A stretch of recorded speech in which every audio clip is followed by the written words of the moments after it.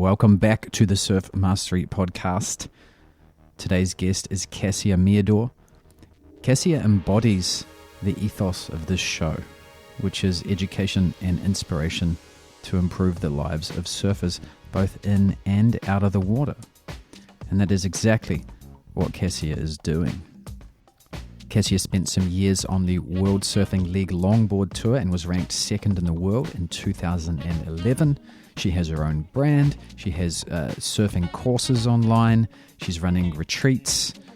We discuss all of that in today's episode, and of course links to all of that stuff in the show notes. Stay tuned till the end for some discount codes as well.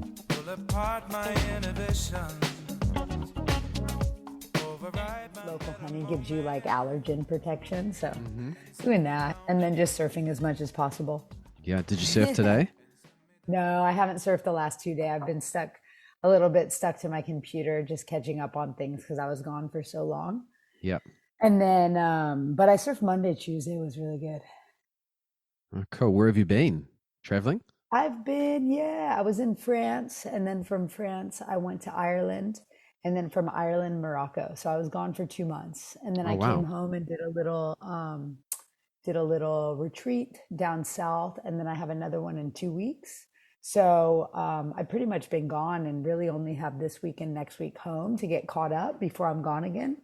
So it's been full on. Yeah. Did you have a retreat in Ireland as well? Was that why you were there? I did. Yeah. I did a retreat there with our Salty Sensations crew that I started with my friend Leah Dawson and Michaela Smith. And then we team up with this awesome local Irish woman. She has a whole thing called Rebel Surf. So they're doing a lot for the Irish community and getting women in the water. Easky Britton came and read an excerpt from her book. And our friend Candace O'Donnell, longtime, I think she was like British champ for a while, but she's a longboarder, friends with Leah and I. We've known her for a long time. I used to ride for Roxy with her as well. And so she came and helped us out. And we had a group of it was a co-ed retreat, and we had, I think, like 10 guests, and it was fantastic. When did that start, and what was the impetus to start hosting these retreats? We started doing retreats. Gosh, I want to say I've been doing retreats now for about 7 years or more internationally. And then Leah and I started Salty Sensations actually during the middle of the pandemic when nobody was really traveling. A lot of people were doing stuff just like at home, and wanting to connect, and kind of like camping was really one of the only ways that we could get together and people could get together safely. So we started taking people surfing and camping here in Southern California. It was like an easy kind of long weekend during the middle of the week. So Michaela Smith started coming down there with us, and then Andy Nieblis and, some other awesome surfers. And we started these surfing and camping retreats that were like 3 days, kind of short little windows. And then last year, or 2 years ago now, we started taking them international.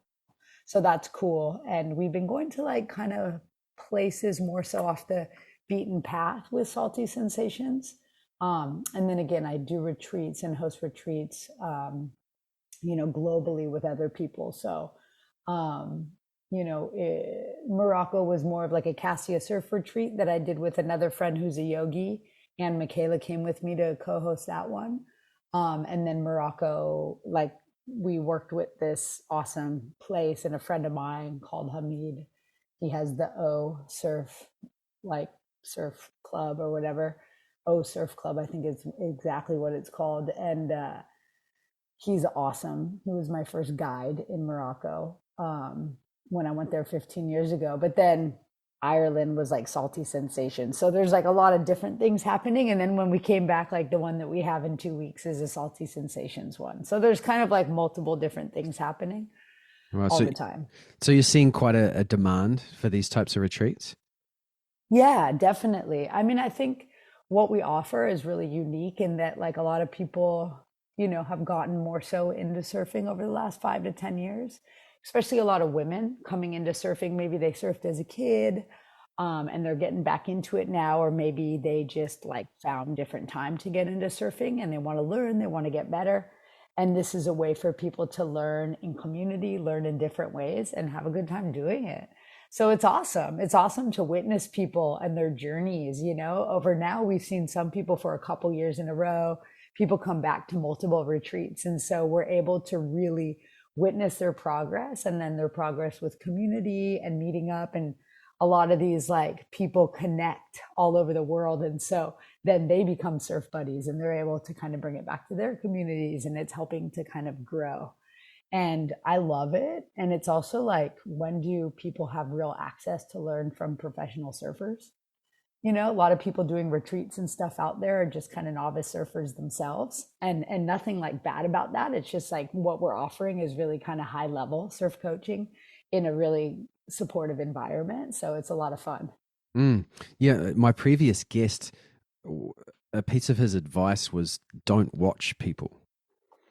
Simply because most people don't surf that well. They don't approach the lineup very well. So his advice was don't watch them. Just choose one good person and watch that person. So you think you're kind of almost doing that on steroids a little bit. And do you think it's also it's almost a step creating a little community vibe like that where you're camping and surfing? It's kind of like a step back in time in some sort of way. It's like, this is how surfing used to be. We're going to kind of ignore the crowd, and we're going to keep but this is because I can't imagine that these sort of camps would have worked 20 years ago, because that was what surfing was anyway.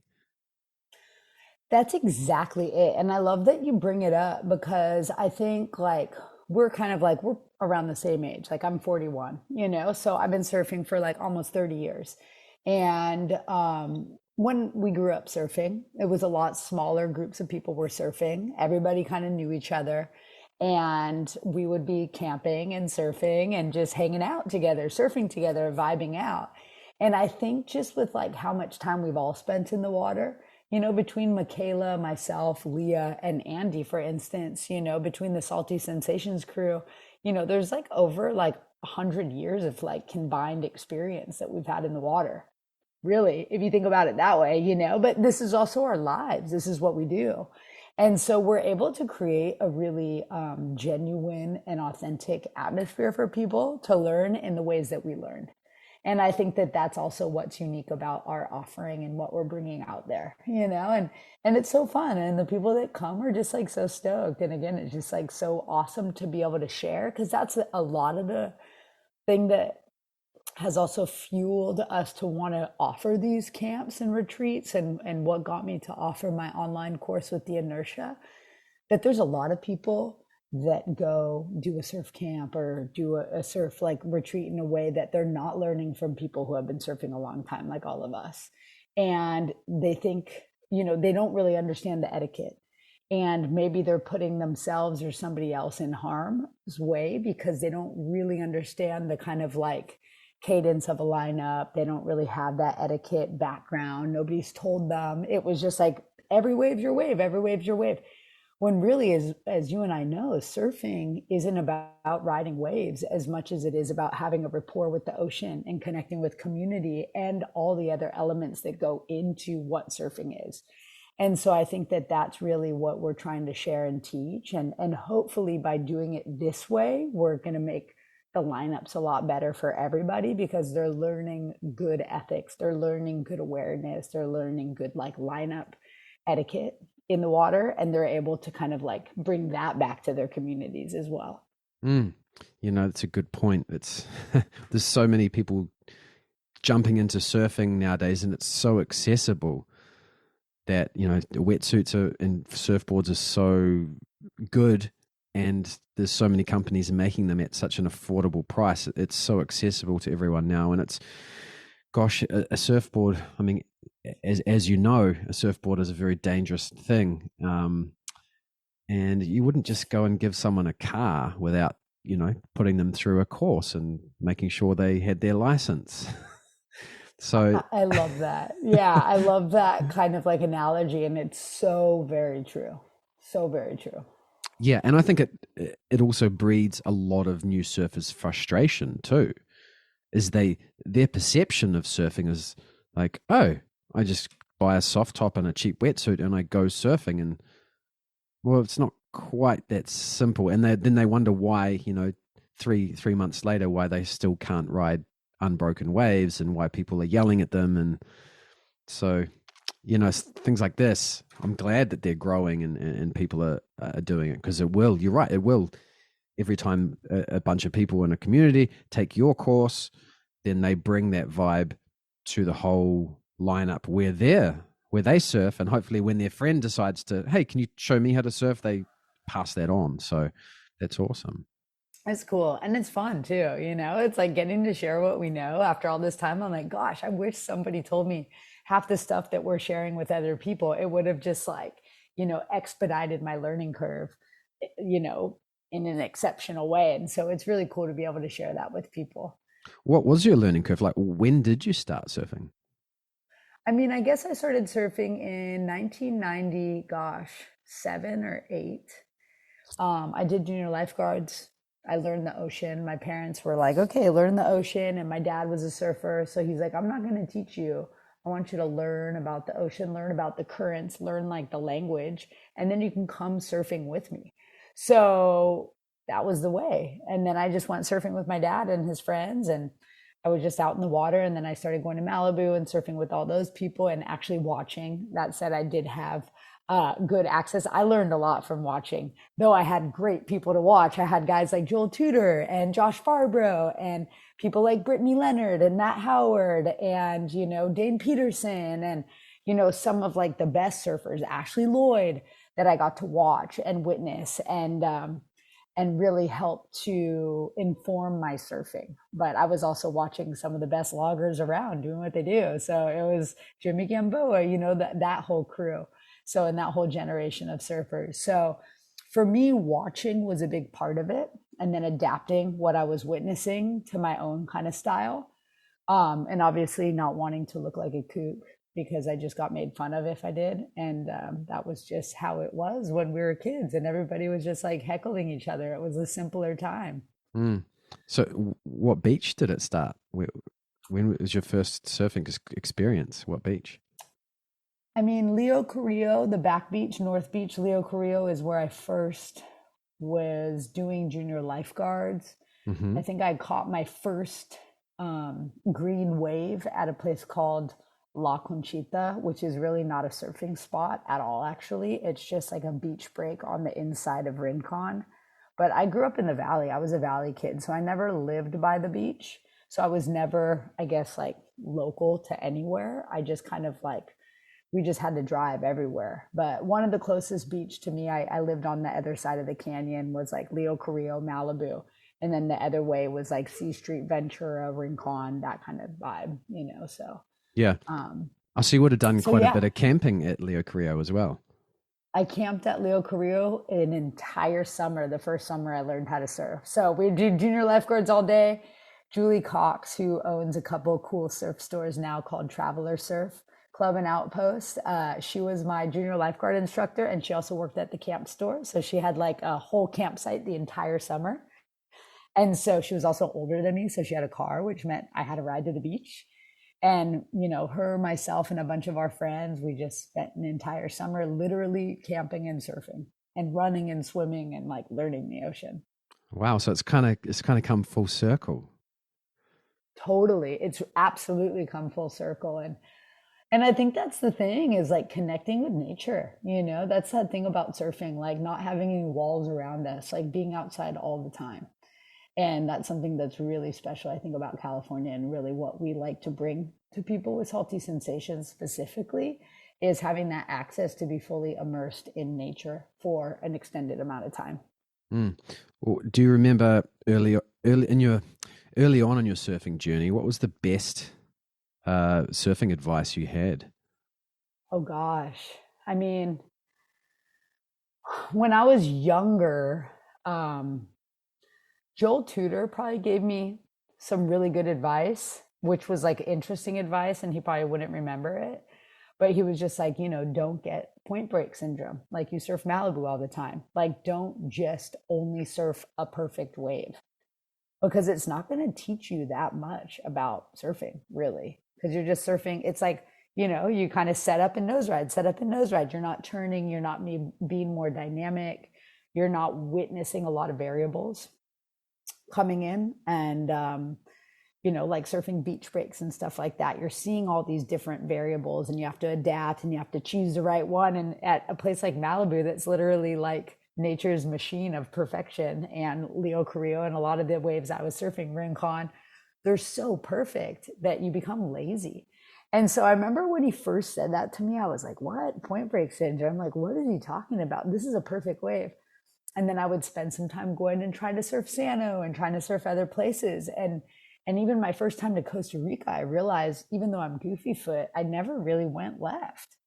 And that was like awkward to me. And you'd think on my forehand, I would be like more vibing, but really just because I never really did it surfing in, where I grew up, it was just weird. So I think that helped me the most. And, I started riding for Donald Takayama, and when I was 20 years old, I moved down to Oceanside and started surfing a lot of beach breaks. And I think that really helped my surfing in general. And then just traveling and surfing as many waves as possible. And that's also something that we bring into our retreats. It's like, it's pretty easy to surf a perfect wave.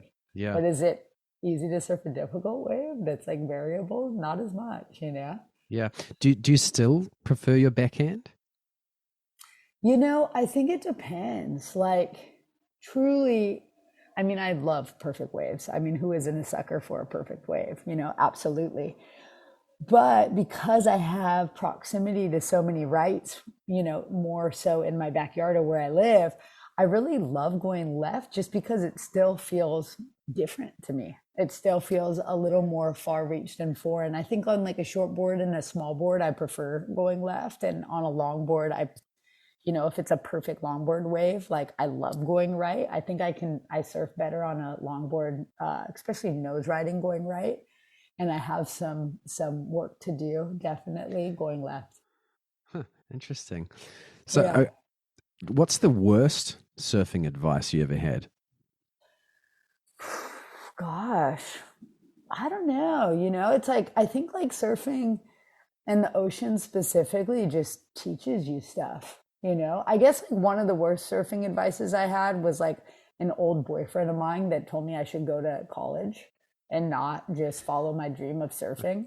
That was probably the worst surfing advice ever. I remember being like, college, like what? And he's like, it's a pipe dream, blah, blah, blah. I'm like, I don't even know what my dream is, but like, I know my nightmare would be to go to college. Like, just the bill alone, especially in the US, it's different. I think maybe over in New Zealand and other places, but like, I don't want to go to college, and I went to Australia and I bought a car and I kind of lived in it for a while after graduating high school and just cruised up and down the coast. And really my surfing journey took off. Thankfully, I did not listen to him.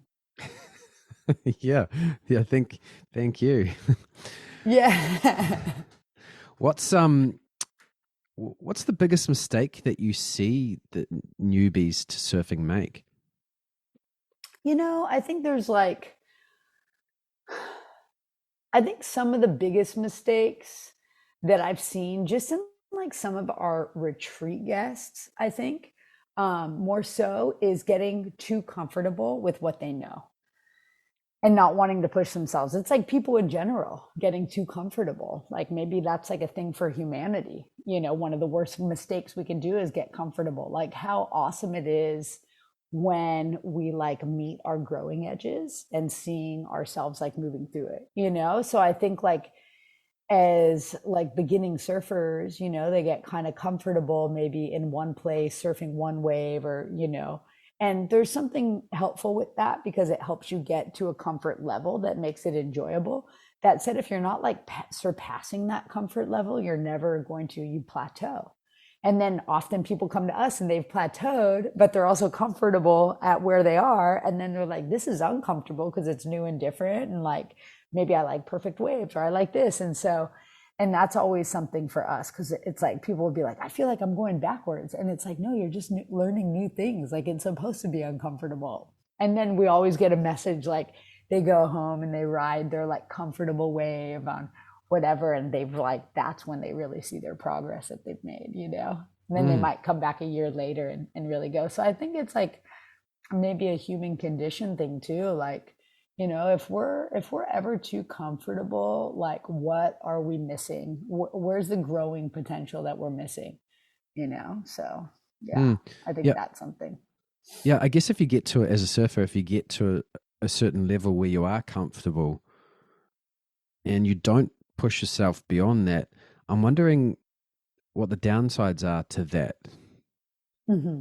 Would it, I would think, it, yeah, plateauing, really, just not getting any better, which is cool. You can go have fun, but then, like, does it get boring after a point? well, that's what I think it would be. It was sort of, and you may not be aware of it, but I think that's when some cynicism and frustration might sort of leak into your surfing. 100%. If you're only going and surfing the same wave all the time, it would absolutely. I mean, when I chose to move down to Oceanside in my early 20s, people were like, why are you moving down south? Like, you live by a perfect wave. And I'm like, gosh, like, if I just stayed in Malibu and never left. I mean, I never lived in Malibu. I always grew up in the valley, so I never actually lived in Malibu. But if that was like the wave that I was only surfing and all those rights, like, I might have like gotten bored and complacent. Like, complacency just seems like a trap. Mm. Yeah, no, I think you see that a lot. You see someone riding the same board, surfing the same wave, waiting for the set waves, and they're just a bit grumpy with it all. And they're the people that are most likely to snap and complain about how surfing used to be. But you see people out there who are always trying different. It might even just be just try a different surfboard. You don't have to go and try and attempt any sort of new moves or anything. It's just sort of, I think you need challenges in some ways, like surfing somewhere else or surfing a different type of board. It doesn't have to be associated to your performance per se. Absolutely. I think it's so important to do and to remind ourselves of. Like, how in life can we just not get complacent? It's like that's something I'm always questing for, is like my growing edges and how to like move beyond them in different ways. Mm. I almost think that humans don't, whilst we sometimes feel like we are comfortable and happy with the way we're surfing or whatever it be, I think that when we lose sight of growth and getting better of something, we tend to create our own drama to fill that void because it's boring on some level. Totally. I can totally see that happening for people, and that's such a bummer, right? Mm, Like, it's kind of like, gosh, I mean, the world is so beautiful and life is so beautiful that if people are just bummed out in the water, I really feel like, without getting too kind of like far out and esoteric, but like, I really feel that water is like such a conductor, it's a conduit. And so whatever's happening, and when those grumpy people are out there, and it's a bummer because they're grumpy and they're kind of like stinking up the lineup with their grumpy vibes. And then when somebody's like having a good one and everybody's like hooting for each other, it's like the best lineup to be in. Everybody's surfing the best, feeling the best, and that's contagious. So, like, what are we bringing to our lineups, and how is that also affecting everybody else out there? Because it really does. And mm, I'm not saying it's about being happy all the time, because a lot of people have a lot of struggles, especially right now with everything going on in the world, right? That being said, if the ocean is that place that you go to do your like cleansing work, and you go to do the things that bring you joy so that you can kind of let go of some of the stresses of life, then if you're met with like joy and like happiness and fun, you're going to be able to bring that back to like life on land, which, is like crossing T's and dotting I's and all the other things that we have to deal with, like paying taxes and all that stuff. That's not always that fun. So it's like, it really should be that place, and I really hope that it is for people, and anybody listening to this. I hope that, it's like, you could think about that. Like, what are you bringing to the water? Like, if you're grumpy out in the water, like, how are you on land? And also, how is that affecting other people? And who knows what kind of day somebody's been having? mm. Yeah, but I think, I mean, maybe that is the challenge for those sorts of people, is to leave that, leave that stuff in the car park and immerse yourself in surfing and remember what surfing is. And that might be someone's challenge, and that might be how they progress their surfing, is just to have a better relationship with surfing. Simple as that. I love that. I love that as a challenge. Yeah. How would you describe your current relationship to surfing? I love surfing so much. I mean, I'm like more excited about surfing than I think I ever have been, except for when I was like first getting it. I'm just excited right now about surfing, and I froth out just as much as I was when I was a little kid. And it's kind of come full circle in that way. I think everything has like different cycles of evolution, and I'm definitely like on an upturn, like a remembering cycle again right now. You know, it's like having the access to surfing all over the world since I was younger was amazing. And then surfing professionally, like at some point, like there was a point of it that I got a little like disenchanted with the surf industry and the whole surf world and like just all this other stuff that didn't feel like it was aligned with like the purity of why I got into it in the first place. So I think like for the most part, like leaving my big sponsors, leaving the surfing world, starting my own business, like kind of dealing with all that with my wetsuits and everything was like a lot of hard work. And then I had a bunch of like injuries. So I spent probably like a good 7 years not in the water much, like multiple concussions from surfing accidents, people, you know, dropping in and kicking their boards at me or my own board, or a couple car accidents, like dislocated shoulders, injuries in different ways that literally like really kept me out of the water, I would say for the most part of 7 years.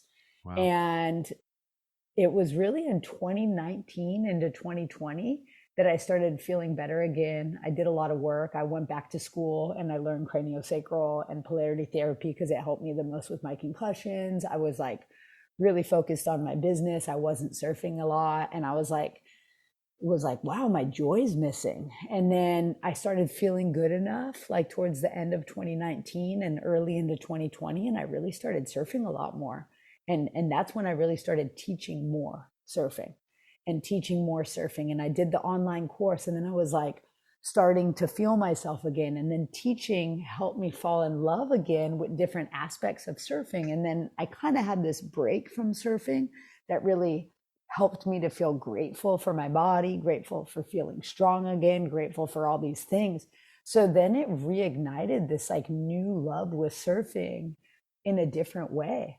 And that's where I am currently. And I'm just like so frothy. I'm like so pumped. My friend Leah and her boyfriend Alex call me like Queen Froth because I'm like so stoked to get in the water. I'm like waking up at 5 a.m, you know, driving down to Huntington Beach to go surf because it's going to be good and offshore. And like, I'll get 2 hours in, you know, I'll be back at work by like 9, 10 in the morning. And I'm like pumped, you know? So it's really cool to be like, you know, 41 and like having surfed like since I was 14, 15 years old. And I'm like falling in love with it again. And I'm in this like new phase of it that I'm just so pumped. Oh, cool. What did you say? Polar therapy?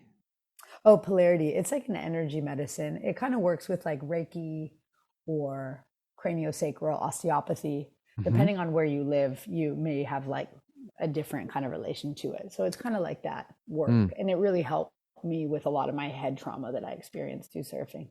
Yeah, yeah. No, I've had concussions before. Horrible experience. Yeah. Yeah, and they add up. So I had so many consecutively in a row for so many years, and like also violent car accidents and just like crazy stuff that Mm. happened. And, you know, but it also brought me to like different ways of like taking care of myself. So, you know, that opened up a whole new world. And gosh, like I didn't really know where it was going to go. I was like, oh, maybe my best times of surfing are in the past. And I'm actually just having my best times of surfing I've ever had now, which is so cool. So, do you think you've made a full recovery since your most recent concussion? Yeah, for sure. Full recovery and better than I ever was. I also did neurofeedback. I've done a lot of other stuff for my Mm. brain, hyperbaric chamber work.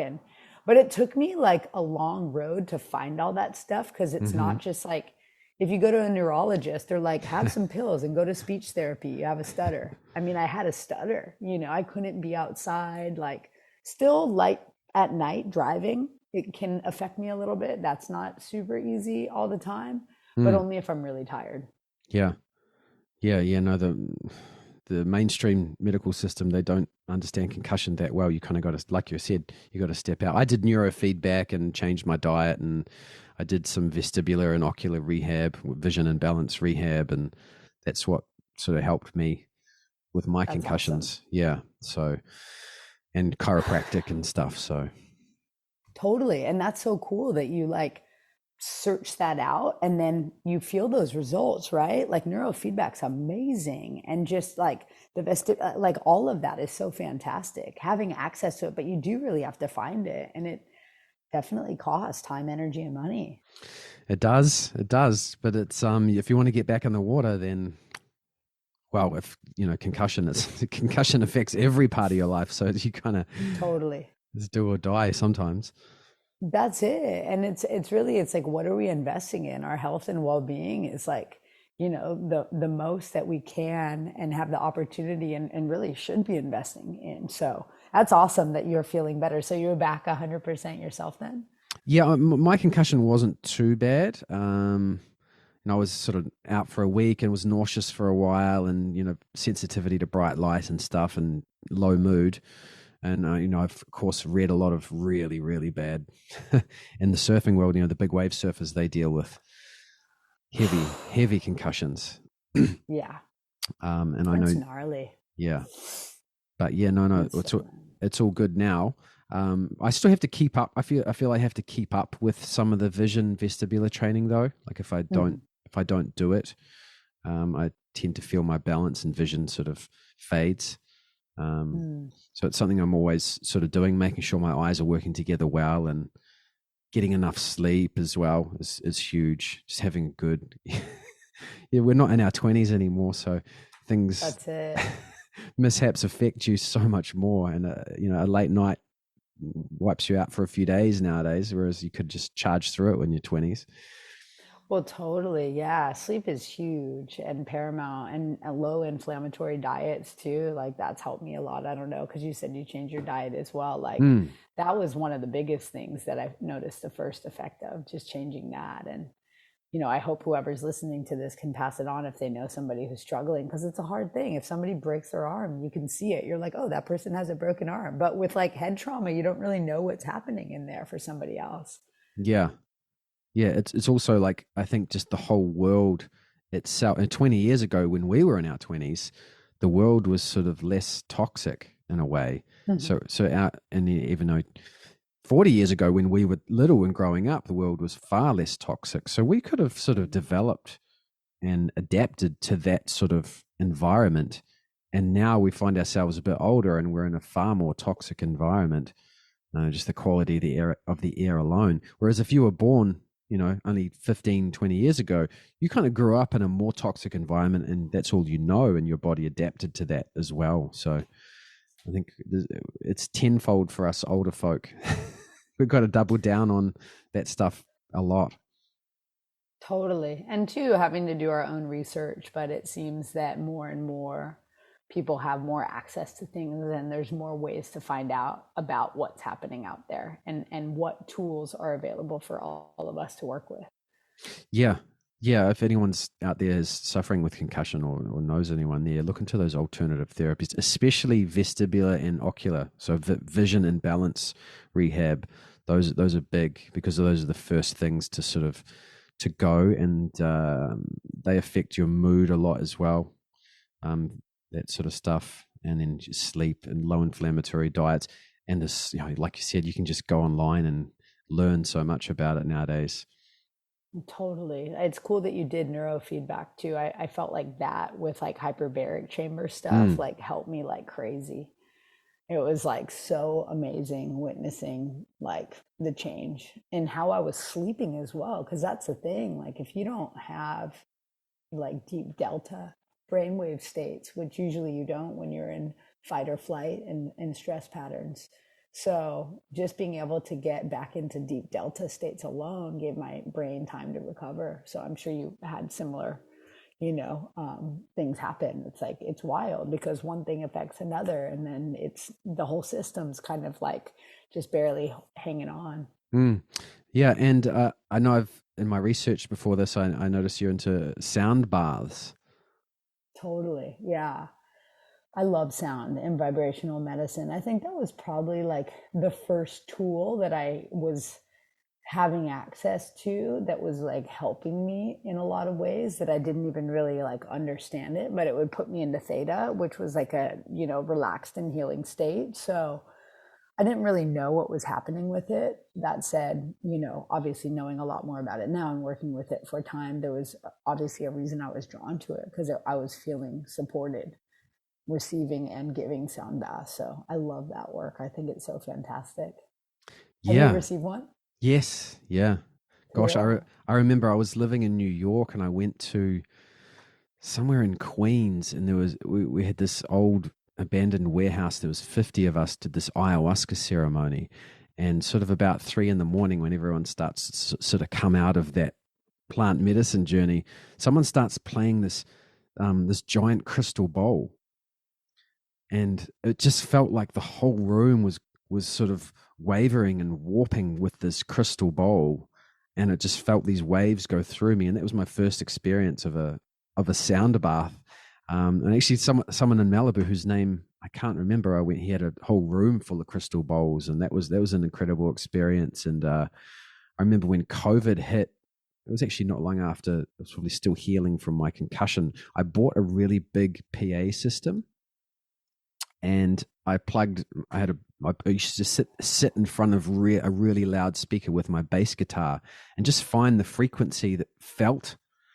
It wasn't necessarily the sound of the music, it was the feeling, because when you have a big sound system or a big bass amp or guitar amp, you really get to feel the music. And then you search around on the guitar or the bass, and sometimes I think unconsciously we're searching for the right frequency. Of course, we might articulate it as, oh, I really like that note or that melody, but really I think it's that feeling that the body craves of the right frequency going through us. And I think that's also part of the reason why people crave live events.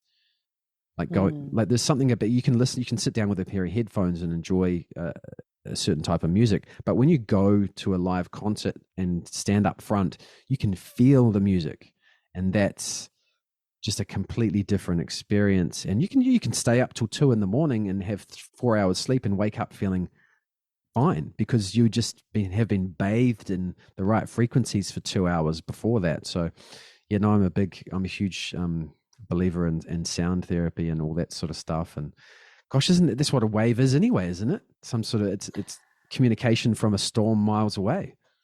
That's it. We're all riding different sound waves, right? And I think that's why, like, as surfers too, it's like so many surfers I know are so drawn to music in different ways, like whether it's playing guitar or like, drums or ambient kind of music, whatever it is, that vibration just feels so much like home, so much like surfing, really. Surfing sound waves, surfing ocean waves, it's all the same kind of wave energy, really. Which is so cool. And there's a guy on Instagram I follow, Robert Edward Grant. I don't know if you've come across him yet, but he spent a lot of time. He spent a lot of time in ancient Egypt, and they say that that's the pyramids and a lot of the other structures are giant sound healing devices. And I love it. Yeah, I love it. Robert, what's his name? I'm going to check him out. Yeah, Robert Edward Grant. Interesting fellow. Cool. Yeah, because the Nile actually used to run through that part of ancient Egypt.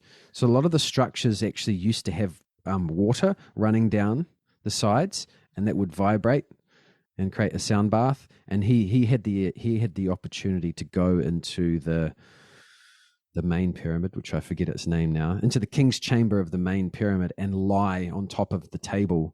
And he just started chanting, Om. And he said, once he got the right frequency, he said he felt the whole room of the king's chamber like vibrating and making his whole body vibrate. And he had an outer body experience. And so it's all about sound and frequency. It really is. I literally was having this exact conversation with a good friend of mine last night, who's a musician who just got back from Egypt and had the exact same experience. Oh, wow. Of toning into the rocks, toning into the statues, toning into it all, and receiving these beautiful downloads of information and actually witnessing everything kind of morphing and changing in the space based on the feedback of sound.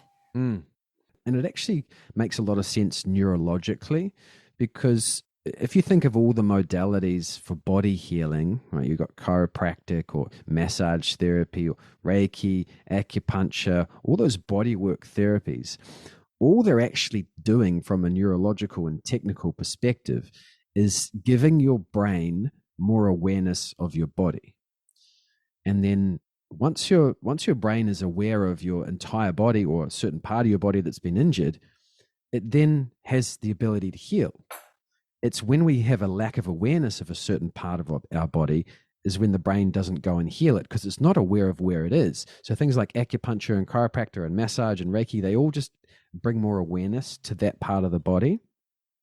And the same is true with sound frequency, especially if you mess around with different sounds, you'll feel the sounds vibrate in different parts of your body. And that's essentially just showing your brain and making your body more alive.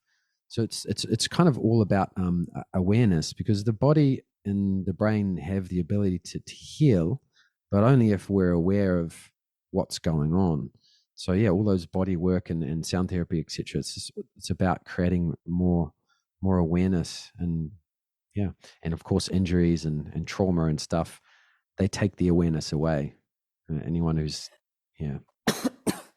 Yeah, like shutting down or disassociating from our body, or having different systems not, neurologically firing together and wiring together in that way. And, especially if people have spinal injuries, like the whole, the whole ANS system, shuts down often if there's spinal injuries. So it's like, the motor neurons can't fire, and a lot of other things aren't lining up. So awareness is key, and keeping that awareness and those channels open and fluid are so essential to our health and well-being on multiple layers and levels, for sure. Yeah, and those and not all modalities work for everyone too, because you hear some people, chiropractic, it's just a bunch of quacks. Well, no, it just doesn't work for you. Like, you go and find maybe acupuncture works for you or whatever. So totally, it's so important. Yeah, I've tried everything, and for me, it was only some things worked, so I stick with those. That's exactly it. I mean, that's how I got into like osteopathy or craniosacral medicine, as well as like, obviously acupuncture I really love.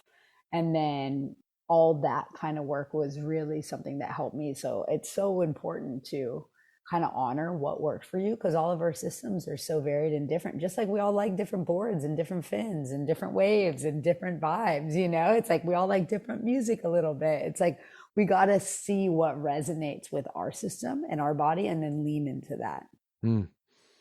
What's your favorite surfboard? If you could have one surfboard for the rest of your life, what would it be? Geez, that's a really hard one. It's a really hard one just because I like riding big boards and small boards, So it's like, I mean, it's hard to choose one board, just because I feel like if it was a smaller board and it was small, I'd be lacking. And if it was a big board and it was big, I'd be lacking, Okay, or like two. punchy. Okay. Thank you. I'm like, oh gosh, it's so hard. So, I have this really beautiful 9'5" kind of piggy shape that my friend Dane shaped me. And it's my favorite longboard. It works so good. It's like so smooth off the tail. It nose rides so good. It just like is real hippie and has a lot of belly. And it's just like really nice. And I love it so much. And that would be my longboard. And then kind of small board wise, I mean, really, my friend Alex Lopez, he's been shaping these really fun twin pins, and they're just like so nice. And I have like a 6'8" right now that I love. And I think that would be my kind of like small board, because it can really hold in more solid surf. And then if it was small, I'd be on my longboard anyway. But even it's super fun and like kind of smaller punchy waves as well. That said, it could hold when it's quite a bit bigger. So those would be my like two take them everywhere with you boards. Yep. Cool. And where would if you could just have one place to surf, where would that be? Gosh, I mean, honestly, like out in Indonesia in the Mentawais, like that whole area is so incredible because there's lefts, there's rights, there's like kind of like mushier log waves, there's like faster kind of like freight trainy style waves. It's perfection in every which direction, and that would be if I could just float around there and live there for the rest of my life. Like, why not? Yeah. Gosh, it's beautiful. Plans to take a group there? Yes, definitely. I took a small group there last year in the shoulder season, and I'm taking another group there this year during the shoulder season. We have like two little back to backs. I have a friend over there with an awesome resort that we work with. It's super small, and it's like just they're such lovely people, and I'm super grateful. I love it over there. And shoulder season's great. It's not when people are chasing the big stuff. It's just like fun, perfect waves, and everybody has a really good time. And there's so many different waves and variety that everybody can find their flow. Mm, yeah. Do you have your own sound bowl at home, or do you go somewhere and experience that? Yeah, I have a lot of sound bowls. I have a giant gong you can see Oh, probably yep. behind me. Oh, Yeah, cool. I work a lot with sound. So I carry them often because I bring my sound equipment with me everywhere I go when I Oh, do wow. retreats and stuff. So I have a bunch of bowls. I work a lot with tuning forks, flutes, drums, rattles, mostly gongs, like when I can and I'm at home. Obviously, they're quite large, so I can't really take them that many places. That said, like, I have kind of my travel kit and my home kit, and I do a lot of sound work both like locally as well as internationally. Oh, So cool. Oh, it's yeah, awesome. So it's so fun. you've actually started, are you specifically like treating people, or is it for the retreats, or? Like I was doing one-on-one sessions before I started doing the retreat. So it's been about like, gosh, like 11 going on 12 years since I've been working with sound and vibrational medicine.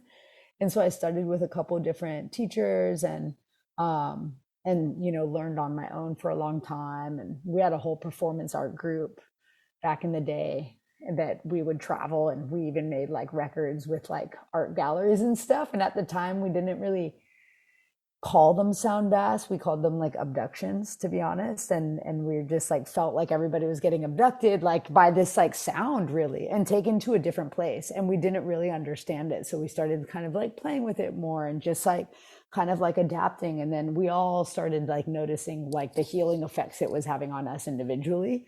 And the people around us that we were bringing it to. And so me and one of the other guys kind of got more interested in, there was 7 of us at the time. We all got more interested in like the healing elements of sound. So we started jamming together, and both of us kind of studied more with different sound practitioners since, and yeah, and kind of been on our journey. So it's fun, and it's something that I think is like a really important element to what we bring in the retreats. And it's a way to support people's like nervous systems and whole body. It's like you're having that real physical experience in the water that can also be emotional and energetic. And then when we get back to land, having these kind of grounding sound journeys is really helpful for people to be able to kind of like process and land what we're doing in the water, as well as their own kind of stuff that's coming up for their life. Mm, So it's super fun. mm. It makes me wonder, okay, so a sound bowl, let's take a sound bowl, for example. You can see it, you can hear it, and you can feel it. Do you get the same experience in the ocean? Like, can you hear or feel waves as well as see them? I don't feel that I can hear them.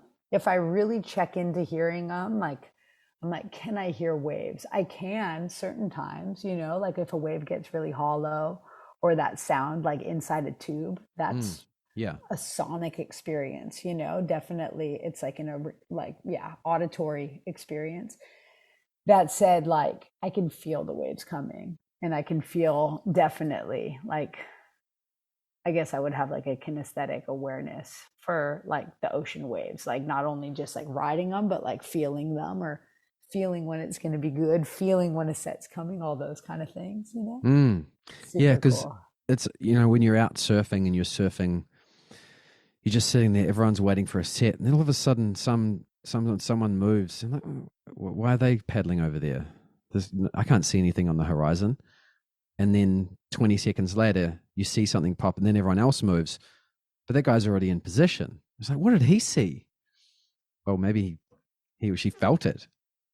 Felt it totally. And you just like know, those people that have been out there forever, they know. They can like smell it. Somebody the other day in the water was like, he's like, I can smell a set's coming. And I was like, you can smell it? That's cool. And he's like, yeah, my wife says that I can only smell sets. Like if she's like puts on her new perfume, I can't smell that, but I can smell a set. And sure enough, we paddled out and there was a set. And he's like, go. I'm like, all right. That was fun. Oh, that's funny. Yeah, that's cool though, thinking about hearing it. I mean, depending on too how you like feel things, different people have different ways of kind of like experiencing. Absolutely. For sure. I want to ask you one more question and then we'll it's coming up to the hour now. If you was one piece of advice that you could give the beginner surfers, what would that be? Gosh, have fun and don't be so hard on yourself. Really, it's like I can witness people getting so frustrated with themselves and so frustrated in the water. It's like just enjoy the ride and enjoy the whole process, right? Like it's so important to enjoy every piece of it. It's just not about getting better. It's about the experience of it all. And so it's bigger than just one piece of advice, but I also feel that like the ocean is like a mirror. So it reflects for us whatever's coming up, right? So if somebody has issues with like control, that's going to come up for them. You're not in control in the ocean. Maybe that's why you're like called to it. So if you can really feel into how is this a reflection of my life and some of the things that I have an opportunity to work on, how can I see them work both ways? And how can I mirror on land what is being mirrored for me in the water and vice versa and move through it? How do you balance that with, because I'm sure there was a part of your life where you sort of, I mean, to get better, you kind of on some level, you have to take it seriously, right? To improve an aspect of your technique or... Totally. I mean, we're constantly getting better, right? Like, it's like we've been surfing for so long. It's like nobody's ever arrived, whether it's like your first time in the water, you're Kelly Slater, you're falling. Everybody, the ocean's always in charge, So I think just like allowing yourself to be like humbled time and time again by this giant force of nature, literally water. And also like pushing yourself into it. And not getting like frustrated at yourself. And yeah, you might have moments and days and just like going back to remembering it's about the fun. And sometimes it's fun to just like let go completely and be totally shaken around and feel alive. That said, the next time's not going to be like that. So like, I feel like those points of tension in our surfing or in our day-to-day life are like the biggest opportunities to learn. So if we cannot be stuck, if we cannot waste energy on being hard on ourselves, if we can actually use it as fuel to move through it, the breakdown to break through, then we can actually progress a lot faster by having that humility and kind of leaning into it rather than being like, oh no. Cool. Well, Kassia, thank you so much for your time. The Surf Mastery podcast is all about inspiration and education, and I think you embody both of those things. Obviously, listeners can Google you and watch a bunch of footage of you surfing on YouTube. And for inspiration and education, you've got your course on the inertia, which I'll put links to all of this stuff in the show notes. And of course, you've got the wetsuits at kassiasurf.com. Is that correct? Yeah, kassiasurf.com, exactly. Yeah, sorry, Kassia, I'm going to get the pronunciation right. And then Salty Sensations? Yeah, Salty Sensations is something that my friend Leah, myself, Michaela, and now Andy are all working on, and that's like a lot of fun. That said, I also like always post stuff on my own personal website for that whenever we have those retreats happening, so people can find that info anywhere. And maybe I can make a cool little discount code for you if anybody wants to use the bundle for the inertia course, or if anybody wants to try out any of our wetsuits, I'll create something super sweet and special for your listeners. So let me know if that's helpful. Oh, definitely. Let me know what that is, and I'll put it in the post-production, etc. But I haven't missed anything. Are those your main three sort of avenues? Yeah. Yeah. Check us out either on Instagram, online, or, come check us out in person. It's always more fun to get together. Yeah. Oh, awesome. Yeah, I'll put links to all that stuff in the show notes. Again, thank you so much for your time. Awesome. You're epic, Michael. Thanks so much for having me, and have a beautiful day. For 25% off at kassiasurf.com, use the code SURFMasteryLove. And for a 10% discount off Kassia's surfing e-course, use the code WELCOME10. Those discount codes are listed in the show notes along with the relative website. Thank you for tuning in, and until next time, keep surfing. Pull apart my inhibitions, override my better moment, and send me down again, and send me down again, and send me down again. Different in the darkness, all the world can see my weakness. Shine a light upon my vision and send me home again, and send me home again, and send me home again. For you to take me, send me home again.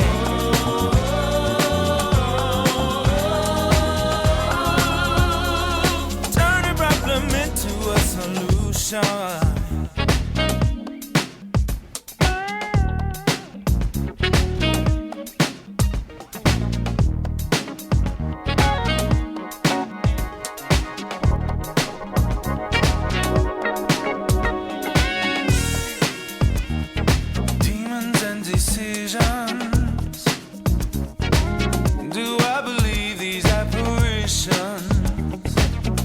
Disregard my intuition. Try to believe again. Try to believe again. Try to believe again. Difference of opinion leads to distance and derision. Shine a light upon my vision and send me home again, and send me home again, and send me home again. Waiting for you to take me,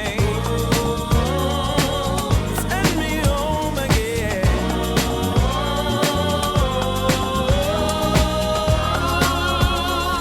Turn a problem into a solution.